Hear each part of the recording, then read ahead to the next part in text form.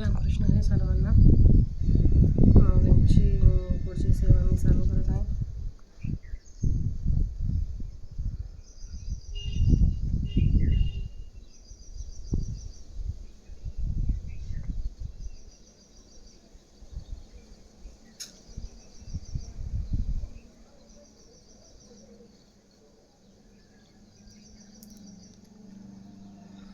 वक्रतुंड महाकाय सूर्यकोटी समप्रभ निर्विघ्नं कर्मे देव सर्वकार्येषु सर्वदा. अलंकापुरी पुण्यभूमी पवित्र तिथे नांदतो ज्ञान राजा सुपांद्र त्या आठविता महापुण्यराशी. नमस्कार माझ्या सकृत ज्ञानेश्वर.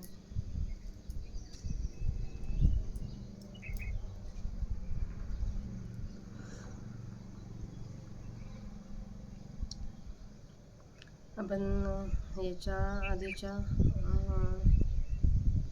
सेवेमध्ये अध्याय 9 चालू केला होता आणि त्याच्या 33 ओळ्या पहिल्या वाचल्या होत्या आणि त्यात माऊलींच्या आणि श्री निवृत्तीनाथांचे माऊली कशा प्रकारे श्री निवृत्तीनाथांना विनंती करतात ते आपण पाहिलं होतं की मी जे काही बोलतो ते मन लावून ऐका म्हणून. आता तिथून पुढचं आपण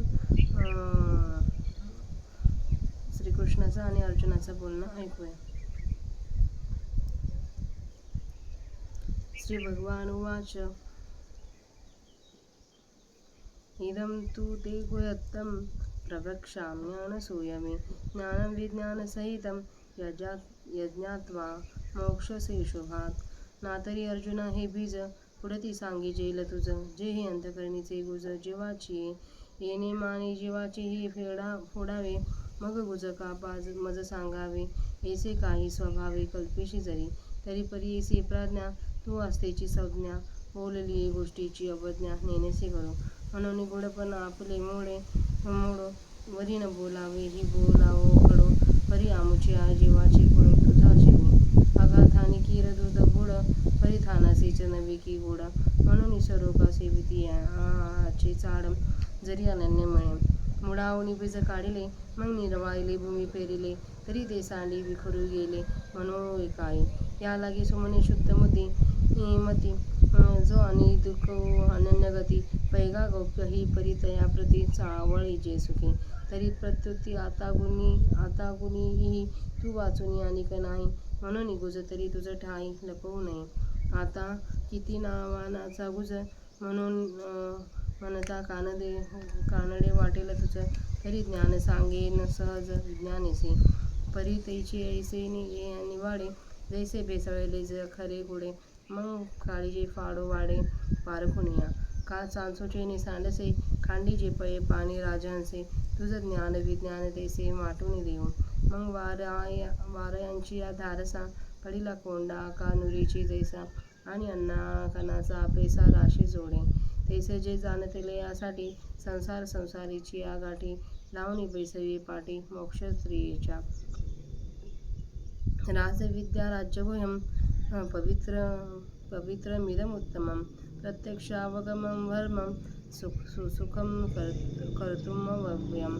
जे जाणणे या अवघियांच्या गावी गुरुत्वाचे आचार्य पदवी ते सकळ गुह्यांच्या गोसावी पवित्र राम आणि धर्माचे निजघाम देवीचे उत्तमाचे उत्तम परिजयात येता नाही काम जन्मांतराचे मोटके गुरुमुखे उदय जत दिसे आणि हृदयी स्वयंभीची असे प्रत्यक्ष पाहू लागे तैसे आपैसया देवेची पैगा सुखाचा पावटी चढता येईच्या जयाची या भेटी मग भेटल्या की रमिठी भोगणे याही पणे परिभोगाची आईलीकडीले मेरे चित्त उभे ठेलेची सुखा भरे ऐसे सुलभ आणि सोपारी वरी प्रवर ब्रह्म पैगा आणि काही एकयाचे जे हाता आले तरी नवसे आणि अनुभवता काही नवेचे वरी विटेहीन येथे जरी तू जळकी का ऐसा हन घेसे शंका ना एवढी वस्तू हे लोका उरली केवी बा एकोत्तरेची आवाळी जे जळती आगी हरती उडी ते अनायासे स्वगोडी सांडितली तरी पवित्र आणि रम्य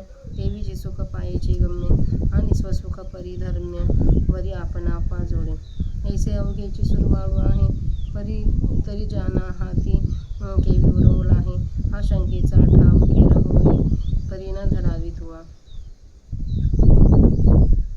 अश्रद्धाधाना पुरुषा धर्मासस्य परन्तप अप्राप्यम्यं निर्बंधते मृत्यू संसार वर्तमानी पाहे पादुद पवित्र आणि गोड पासे तुझेची आपदराड करीते अवेरून गोचड अशुद्ध काय निगती का कमलकंदा आणि दरदुरी नादनुक एकेची घरी परिपरागो सेवीचे भ्रमरी जवळीलाची खुलेची ओरे नातरी निदैवांचा परिवरी डोळे आरुतलिया हाती सहस्रवरी परिदेत बैसुनी उपवास खरी का दरिद्रेजे तैसा हृदयामध्ये मी रामू असता सर्व सुखाचा आरामू ही भ्रांतासे काम विषयावरी बहु मृगजळ देखुनी डोळा तुकेची अमृतांचा गिळता गळाला तोडीला परिसू बांधला गळा शक्ती काळावी तैसी अहमतेची या लवड सवडी माते न पवतीची बापुडे म्हणून जन्म मरणाची दुथडी डहुळी तढेले एरवी मी तरी कैसा मुखाप्रती भानू काजेसा काही नसे न दिसे ऐसा वाणीचा नवे.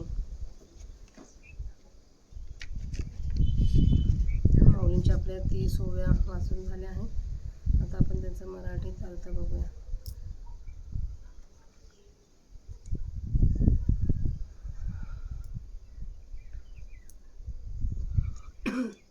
श्रीकृष्ण म्हणाले, आता अत्यंत गुह्य असे हे ब्रह्माचे ज्ञान प्रपंच ज्ञानासह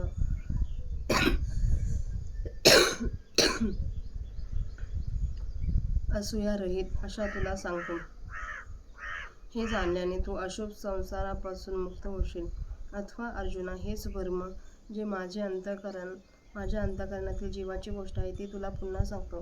एवढी जीवाच्या आतली गोष्ट बाहेर काढून मग ती गुप्त गोष्ट मला का सांगावी अशी काही कल्पना तुझ्या मनात सहज जर आली असेल तर बुद्धिमान अर्जुना ऐक. तू ज्ञानप्राप्तीच्या तीव्र इच्छेचे खून आहेस आणि त्याचप्रमाणे सांगितलेल्या गोष्टीचा अनादर करणे तुला माहीत नाही. म्हणून आमचे गुप्तपण मोडले तर मोडो. शिवाय न बोलण्याची अशी जी गोष्ट तीही बोलली जावो, पण आमच्या अंतःकरणातील गुप्त गोष्ट तुझ्या मनात उतरव. बा अर्जुना, स्तनात खरोखर दूध गुप्त असते, पण त्याची गोडी स्तनात नसते. याकरिता एकनिष्ठ सेवन करणारा आपलं लेकरू जर मिळालं तर त्या सेवन करणाऱ्याची ही इच्छा स्तनपान करून तृप्त होईन का? कणगीतून बी काढले आणि मग ते निर्मळ केलेल्या जमिनीत पेरले तर ते सांडण्यात गेले असे म्हणता येईल काय? याकरिता चांगल्या मनाचा व शुद्ध बुद्धीचा आणि निंदा न करणारा व एकनिष्ठ असा श्रोता जर मिळाला तर त्यास आपली गोष्ट गुह्य असली तरी कुशाल सांगावी. तर आता सध्या या गुणांनी युक्त तुझ्यावाचून दुसरा कोणी दिसत नाही, म्हणून तरी गुह्य गोष्ट असली तरी तुझ्या ठिकाणी ती लपवून ठेवता येत नाही. आता वारंवार गुह्य गुह्य असे म्हटले असता तुला चमत्कारिक वाटेल. तर आता तुला सहजच प्रपंच ज्ञानासहित आत्मज्ञान सांगेन.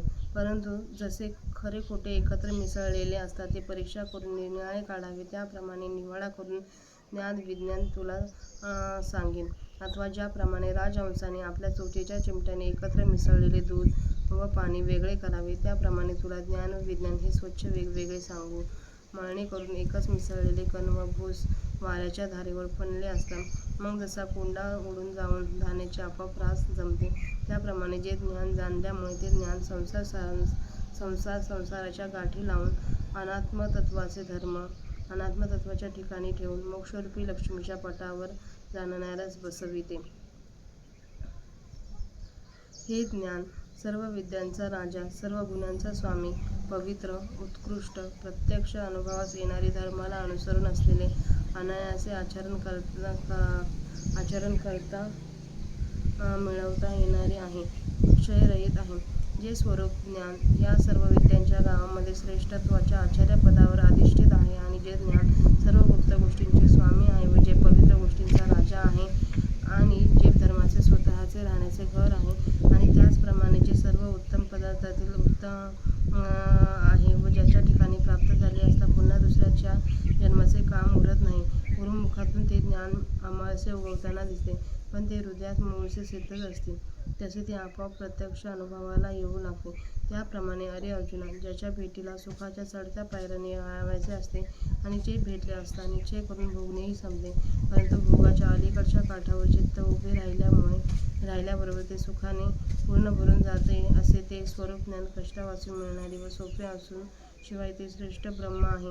अर्जुना, याचे आणखी एक महात्म्य आहे. ते असे की जे प्राप्त झाले असता कधी हातातून जात नाही आणि अनुभवले असता काही सुद्धा कमी होत नाही व शिवाय त्यात विकारही उत्पन्न होत नाही.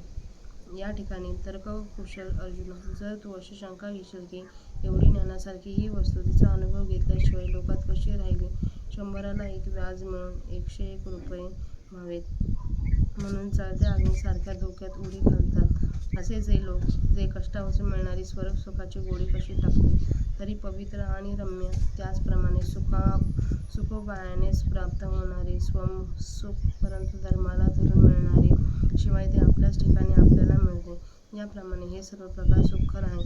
तर ते लोकांच्या सेवनातून राहिले कसे, ही खरोखर शंकेची जागा आहे. परंतु तू अशी शंका धरू नकोस. हे शत्रुतापना, या आत्मज्ञानरूपी धर्मावर श्रद्धा न ठेवणारे पुरुष माझी प्राप्ती न होता मृत्यूरूप संसाराच्या मार्गावर परत येतात. अर्जुना, असे पहा की दूध हे पवित्र असून शिवाय गोड आहे. ते जवळच सडाच्या कातडीच्या पदरापलीकडे आहे, परंतु गोचड ते टाकून देऊन रक्तच पीत नाही आहे. किंवा कमळकंद आणि बेडूक यांची वस्ती एके ठिकाणीच असते, परंतु कमलातील परिमळ दूरचे भुंगे घेऊन सेवन करून जातात आणि जवळच असलेल्या बेडकांना मात्र चिखलच शिल्लक राहतो. अथवा दुर्दैवी पुरुषांच्या घरात हजारो मोहरा फोडलेल्या आहेत, परंतु तो तेथे राहून उपवास करतो किंवा दारिद्र्यात जीव कंठितो.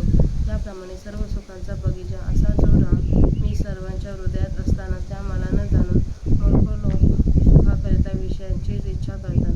मोठे मृगजळ वाहला दिसल्यावर अर्धवट गळालेला अमृताचा घोट थुंकून टाकावा अथवा गळ्यात बांधलेला परीस शिंप मिळावा म्हणून तोडून टाकावा, त्याप्रमाणे मी व माझे या नादात दंग झालेले ते दीन लोक मला येऊन मिळत नाहीत आणि म्हणूनच ते जन्ममरणरूप आभाळामुळे या दुथड्या नदीत गटांगळा खात राहिले आहेत. तसे पाहिले तर मी कसा सुलभ आहे, तर तोंडासमोर जसा सूर्य तसा मी सर्वांना सदा समोर आहे.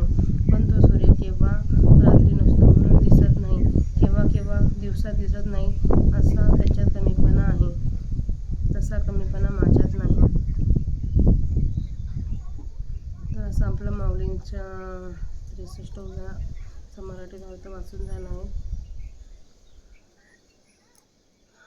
रामकृष्ण हरी सर्वांना. थँक्यू.